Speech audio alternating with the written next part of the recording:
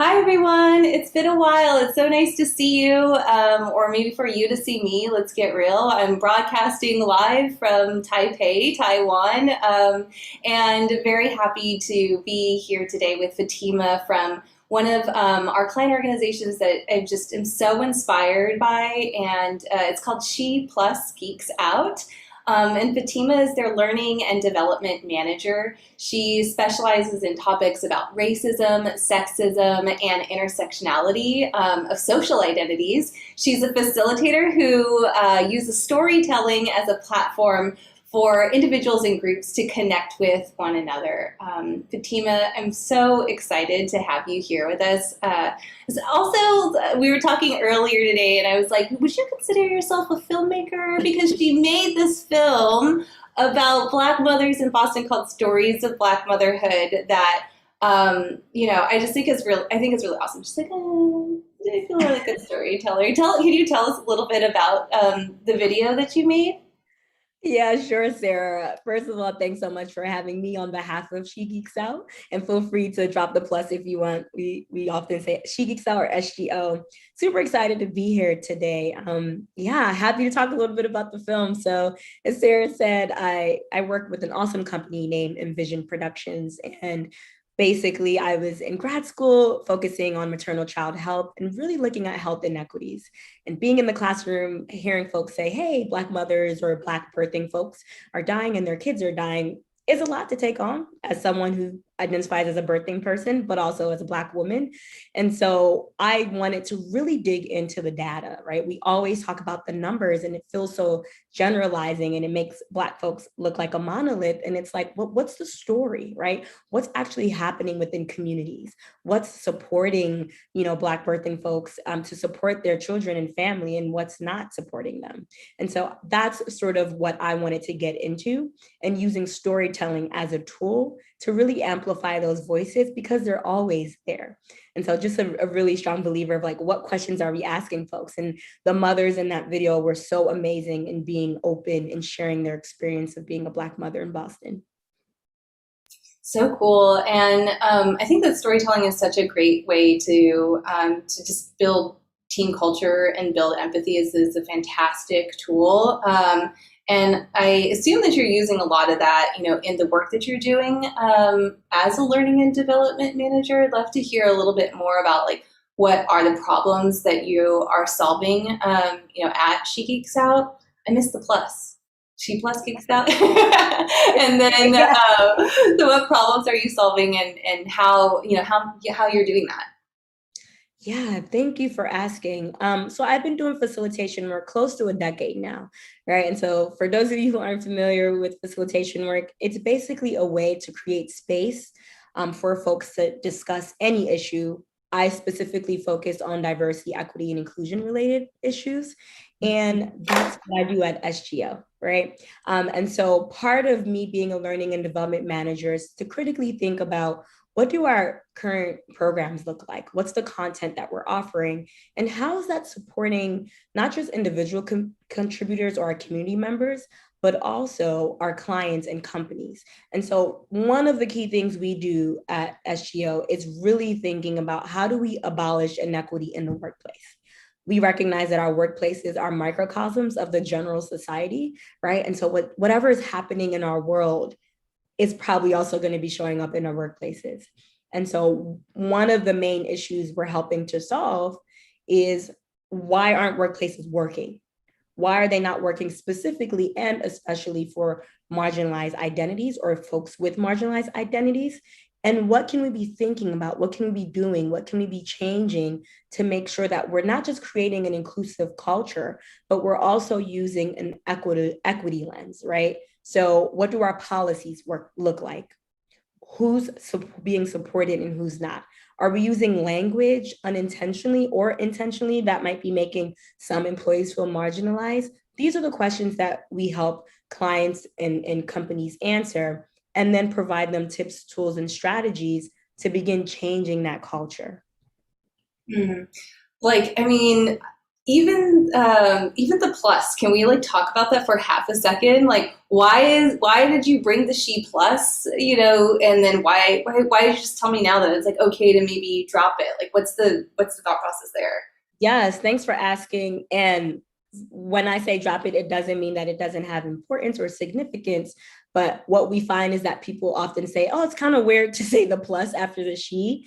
And so when She Geeks Out was founded, a lot of the work was supporting women in tech and tech adjacent, right? And so what would it look like to support these group of people who are in tech spaces but aren't feeling as included or feeling like they're the only? Mm. Geeks Out has evolved to not just support women, but folks anyone who identifies as a woman, but also really expanding beyond the binary when we talk about gender, right? And so She Plus, that plus is saying like, hey, this is how we've started out foundationally. And we have expanded our understanding and idea of gender and are including brave and safe spaces for folks who might identify along the spectrum to come into our community events and spaces, because we know that if we work on one type of inequality, right, like gender inequality, there's still so much more to do. We talk about this from an intersectional standpoint. So we can't just talk about gender inequality without talking about homophobia, without talking about transphobia and racism and so forth. So that plus really is bringing those concepts together and really, highlighting intersectionality. Yeah, that's really cool. What's really funny is, or like wild to me, that before this, I don't know, I was like on Facebook doing a quick check, and I got like served up an ad from Fiverr that had this guy, and he was like, I can be your Black DEI spokesperson. Pay me $5 and I will say whatever you want me to say. And I was like, is that real? And it was straight up real. And I was like, wow, like walking into this conversation, it's so funny because like you really can't outsource diversity, equity, inclusion in your company. Like it just like it's not going to be very effective, But like all of She Geeks Out is about outsourcing sort of the learning and the facilitation of DEI to cultures. I'm just kind of curious about like how it's been coming into like the remote world. How has work culture changed, and how can we have like more authentic spaces that are inclusive in remote life? Love that question, Sarah. Thanks. Also, please send me that video you saw because that sounds really interesting. Surprising. Right? One thing we would say is as a facilitator, it's not the easiest to facilitate virtually. It's not, right? Because we are talking about topics that are both personal and professional. And when we're talking about identities or topics like privilege, power, oppression, it's sometimes hard to see what's happening behind the screen. Sometimes videos aren't on, sometimes you don't know if someone's actually paying attention. And I'm saying that to use that lens as a way of thinking about just working virtually in general, especially if you weren't working virtually before. And so one thing that we've been thinking about as it relates to culture and how it's changed over time is first building trust, right? We often talk about trust being a key component to creating and maintaining inclusive workplaces. And if you just started working somewhere, and let's say you weren't part of the company until after they became remote, it's really hard to build trust with your manager or to even build trust with your colleagues. And so what can we do virtually is really think about what can we have conversations about during our one-on-one meetings, for example. What does it look like to have check-in? I know it's so easy to jump into business and say, okay, what have we done? List all the tasks, check them off. And I always say, okay, sometimes you might not have an opportunity to check in, but if you do, and when you do so, right? Because there's so many things that can be happening in our personal lives that we're not aware of. And because we're not in person and because body language is sometimes hard to take note of virtually, it's so important to take a step back, even if it's 5 minutes, to say, hey, how are you doing? How's it going? What do you need support with? And so forth. Another thing we are noticing as it relates to culture and working virtually is thinking about the ways we can stay engaged, especially as it relates to diversity, equity, and inclusion. So we've had a lot of companies and clients sort of hire us to do some trainings and workshops. And we always say the work isn't the workshop, which means that we are part of your journey, and we work with companies who are looking to do more of that robust work and thinking about ways that you can integrate it in every aspect of their workplace. And so when we help, companies and clients have that lens and that language, then people are way more engaged because they know this is not just a check off the box type of initiative, but it's part of something larger, right? And so those are two things I'd like to highlight as we think about inclusive cultures related to DEI, is like, how do we build trust? How do we create engagement? And then how do we think about having these authentic conversations that can be super hard to have virtually? I saw this piece of data that was from a report that Edelman did that says that now people trust brands more than they trust their government. I don't know. They didn't like double click into like work, and of course they trust their friends and experts more than they trust brands. But trust is a really hard thing to build quickly. How do you like when you have maybe when you're working with a team that has trust issues, and you're coming in to facilitate, like what's some of the homework that you have on your side, but then also that your partners that are at the organization, what's some of the things that they have to do before they can get to a place where they can build that together in a workshop? Yeah, thank you. Building trust is difficult, I won't lie. And, when you mentioned that data or where you found that, I can understand that. And part of trust is also holding yourselves accountable when you mess up. And what we know is that that hasn't always been the case within government structures, right? At least for folks who have marginalized identities. And so when that has happened over time, and nothing has been done, or we don't feel like adequate measures have been taken, you can see how people begin to look at corporates or businesses because perhaps they feel like the language feels inclusive. They've been really transparent about their commitments, right? We saw that since summer of 2020, a lot of companies have committed to anti-racist practices. I think there was a recent article that came out this year that said, hey, let's do a check-in and check on all these companies that said they were going to do X, Y, and Z. Let's see how much they've done so far, right? And so building trust, a lot of times people say you have to earn trust, right? But also you have to show what you're doing. And when we think about doing these workshops or supporting our clients, one of the things we say is being very clear and intentional with the language. Right. And so whether that's verbal, you're just having a meeting virtually, or you're typing up that email, or you're responding to a social event or unrest that's happening in our society, right? I'm going to be able to trust you because I know that one, you're paying attention, you care. And so these are pillars of trust where it's like, okay, you care about who I am as a being, at least, and I'm seeing that messaging. But another piece of it is, again, those one-on-one communications. They are so important. We often say that managers, especially within companies, sort of help create or at least maintain the culture because they're sort of the middle person, right? And so what do team meetings look like? How are we sharing space? We have a guideline that says take space, make space, which basically means that no one person should be talking too much, or at least sharing so much, because we want to make sure that everyone in this virtual space is able to give feedback, even if you're just typing it in the chat. And that's what I would say, that's a plus one for virtual meetings. And because people say, oh, this might be hard for our culture, but for people who are introverts or that might come from other cultural backgrounds, where like looking at someone in the face is kind of weird or like awkward and it's not part of culture, being able to type a quick message or respond with reactions can be supportive to folks in that way. I think the last piece I would say when it comes to building trust and some of the tips we give is to understand that there are certain things that are out of your control, especially as a leader or manager.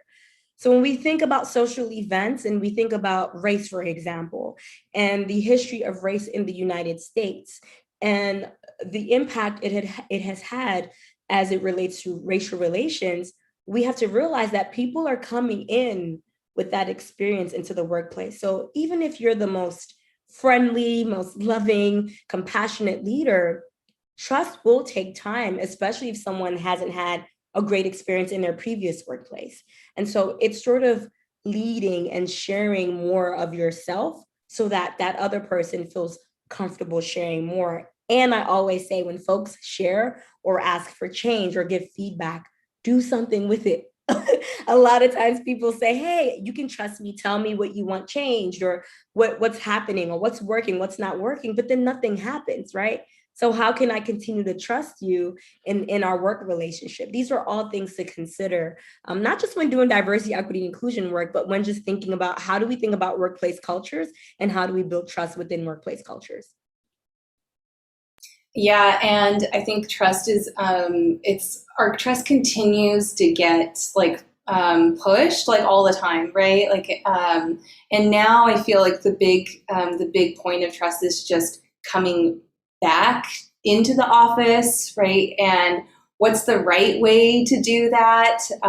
You know, even for us, like we've been very careful at Happily about when we put our team in, quite frankly, dangerous situations where they could get COVID. We like shut down like early, like in March. And then even now, I'm like, everyone still has to wear their masks as we go back on site. You have to be vaccinated before you come. And so these are some of the things, but like sometimes I just doubt, like, am I doing the right thing? You know?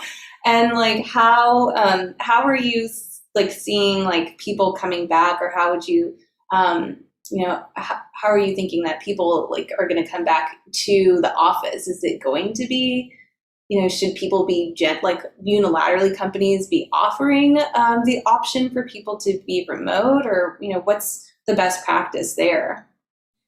Yeah, thanks. That's a big question, right? We often always try to use a DEI lens when we're answering these questions, because there's a part of me that could easily say like, yeah, that makes total sense, right? But we have to ask ourselves, who is benefiting from going back to the workplace, and who's benefiting from a hybrid model, and who's benefiting from a virtual model, right? And let's be fair, virtual workplaces have always existed before the pandemic, right? Folks have been figuring out how to develop and build and maintain awesome cultures in virtual workplaces. So it's not brand new, it's been done, it's possible. And if you find that you weren't virtual and you're thinking about going back into the workplace, the first question that we often ask is, can you sort of first check in with your employees? I have been in contact with so many of my friends who have said, hey, we just got a message from the company that said we're going back to work next week. There was no discussion about it, or at least with my colleagues or with my friends. It was just like made at the top level, and there was no transition. It was like, 18 months you've been out of the office. Next week you will start and you'll be in the office 5 days a week. And you know, we talked about this earlier, you and I, Sarah, about one of the things we say is we're not just talking about the safety, right? In terms of whether folks are vaccinated or not vaccinated and the concern around COVID, because it's still very real, but also socially. You just don't do something for 18 months and then drop people in and expect everything to go back the same, right? We are social creatures and it takes time for us to build habit. So if we've been sort of getting used to the virtual working, and we are parents, we're caregivers, we're trying to figure out what's happening in a virtual world, it's going to take time to be just as effective if we were effective virtually, and to feel like we can engage in that in the workplace. So one thing we say is, what does it look like to have a soft transition? Meaning, okay, can we do a quick survey or a really focus group, and to just see who wants to go back and who doesn't. If we find that most people are around the hybrid model, well, let's do a soft transition. Maybe twice a week people can come into the office. And maybe there's conversations with your team. You know, there's some people who actually don't need to be in the office at all. And then there's some people who do need to be in the office. So how are we also creating physical space to make sure that those who are essential and need to be in the office feel safe? right? Are we sanitizing things? Are there masks at the door? Are there sanitizers? Do we have pods, for example, and whatnot? There's so much to consider. And I'd say, for the hybrid model, finding ways to make sure that people still feel engaged. One of the things that a lot of companies talk about, especially if they were remote before the pandemic and then they became hybrid later, is that the virtual group doesn't get as much love, right? So if you're not going into the office, it's like you're missing out on the water cooler conversations, or you're not able to hang out with your colleagues. And so how can you merge that? How can you do games online, for example, and then have like in person, so that folks who are comfortable going in person can do so, and folks who aren't or have other, priorities can also engage. So there's so much to consider. I just think it's really important to get a pulse with employees first before making a decision like that. Yeah, and I think like now is the time for like innovation, where innovation is safe, and like even defining what is hybrid, right? I watched this fantastic interview with oh my gosh, why is his name Steve Case, the founder of AOL and CEO of AOL, and Brian Chesky, the of co-founder and CEO of Airbnb, about remote work. And Brian had this fantastic idea about, he was like, I think that hybrid in the workplace is like 2 weeks to 2 months at a time, not 2 days a week. He's like, sometimes you just come in and you need your whole team to be in there to like do a burst of collaboration, and then you separate and execute asynchronously. And I thought that was great. And it's like first time I had even heard, I think, a new way of imagining hybrid. And I was like, there has to be so many more ways of thinking about what is hybrid. And now is that time, right, where it's kind of safe to do that, as long as you're open about it and saying like, we're figuring it out. Let's try a couple different ways. Yes, I love that so much. You're making me think, halfway through the pandemic, our company decided to become fully remote. And now that we are all vaccinated, we're thinking about moments of in-person touch, right? And what I mean by that is like in August, we're going to be spending time together in New York. And it doesn't even have to be related to work all the time. Like, yeah, it would be nice, especially for folks who are bigger companies. I agree with that. I kind of like that model where it's like, okay, every other month, sort of, we're coming together for a week or two and really working and doing projects together. And being able to have that social communication and interaction with my colleagues is awesome, right? Because it's not ever going to be the same virtually. It doesn't mean that it won't work, but it's not necessarily exactly the same, right? But one thing you said about innovation using a DEI lens is thinking about folks who've always asked for accommodations, especially people with disabilities or people who are caregivers. And sometimes workplaces have said, oh, no, you have to come to work 5 days out of the week. And we're finding out that, do we, right? More flexible. Flexibility is part of innovation as well, and using that inclusion lens. So I really like that point. Thanks for mentioning that. Cool. Well, I'm gonna do, before I do like the little closing lightning round of questions, would just love to know, what's next for She Geeks Out, and like where can we find She Geeks Out, and what can we do to support and be a part of the work that you're doing? Yes, thanks. First of all, shouts to the team. Like, Yes. our team is super amazing. When you ask about what's been changing, what's working, what's not working as it relates to COVID, our team has been so awesome in being flexible, right? Like just taking turns and figuring out how do we support each other, not just emotionally, but also with work, right? So I just want to name that before we talk about what's next, because the future is very much, reliant on the present. And because we're doing such an amazing job, it feels good to think about the future. But, we're always thinking about ways to abolish inequity, always. And so how do we buff up our content? How do we make sure we're intentional about language? How are we making sure that our clients are working with us long term? So we're really pushing people to understand that one workshop probably isn't going to be enough. And we also know that as facilitators, we're more like the seed. We plant the seed, but companies have to do the work in nurturing what we've planted, right? And so where's the water? Where's the sun? Where's the fertilizer? Making sure that you're using those tips and tools and putting them, in your day-to-day in the workplace. We're also doing more offerings that align with the current DEI trends. So we literally went from folks not being able to do workshops when COVID first hit because of budget issues. Summer 2020, George Floyd passed. We saw a lot of anti-Asian hate that happened because of COVID. And we were like, oh yeah, we forgot that thing, racism is still with us. How do we, put that to the forefront? So we see folks wanting more anti-oppressive and more anti-racist trainings. And so we're building so much more content to support them in that. Another thing we're seeing is, BIPOC healing and solidarity conversations that are needed. So a lot of companies are doing teaching or work that's very focused on people not knowing or not being marginalized. And we're saying, okay, how can we have a conversation about healing too?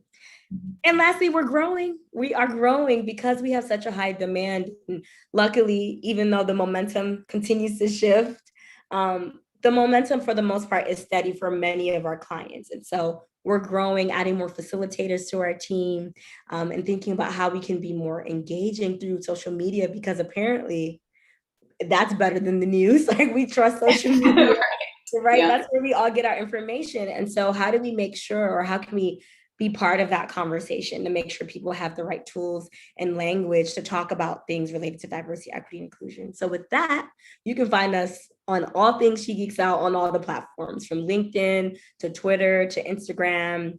We kind of use Facebook, but not as much. We also post a lot of videos on YouTube, and we're starting to think about TikTok, right? The YouTube videos are great. And 100%, you should do TikTok. I've really I've learned so much from the content creators over at TikTok recently. Yes, I'm learning. I'm like, oh, okay, great, right? And it's the bite-sized pieces, which is, we're like in the age where we are instant gratification. Like, we just want the message and how to solve things immediately. And there's some problems with that. We can probably talk about that in another, sort of conversation. In a TikTok? Yeah, in a TikTok. We like that bite-sized information. And, I think there's some studies that talk about our attention span and how it continues to decrease thanks to technology. And so how do we work with time and change is part of what we're thinking about as well.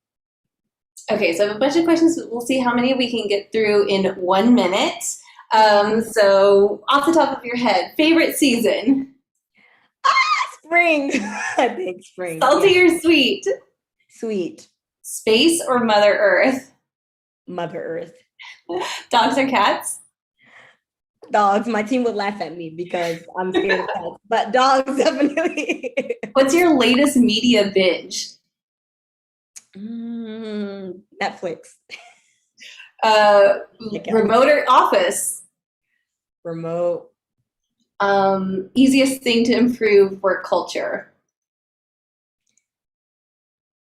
Engagement. I know that sounds tricky, but I truly believe that that's probably the easiest thing. You can do something as small as, let's have a quick meeting, or let's play a game, to like, let's meet somewhere, right? Like, there's a spectrum of possibilities, and that does help with culture. Last question, you got through them all. What's the one thing that's making you happy right now? I just bought a home with my mom. Oh my God! Congratulations! Thank you. It is truly a blessing to be able to do this with her. So I'm living with my family and learning a lot about myself and being the landlady, as they call me. But also home ownership in this day and time is interesting. The market is, if right? Wild, like, if you're watching this, the market is wild. And so it took us some time, but we love our home so much. So yeah. Oh, congrats. Fatima, it was so great to spend time with you today. Thank you so much for being so generous with your wisdom and your expertise and your energy. And we just wish the best for She Geeks Out. We're so thankful for the work that you're doing there, and hope you have an amazing time with your new home ownership status. Thank you so much. I receive all of that. Thank you all for having us. I wish the whole team could be here, because when I mean our team is awesome, it's awesome, but it's also really awesome because we have really awesome co-CEOs. I've used awesome a lot. Because Rachel and Felicia are awesome. Yes, we miss you. We love you. We'll have to come. We'll Yes. bring you back up another time. But Yes, Felicia and Rachel, we do. So yeah, thanks so much. thanks. Bye, everyone.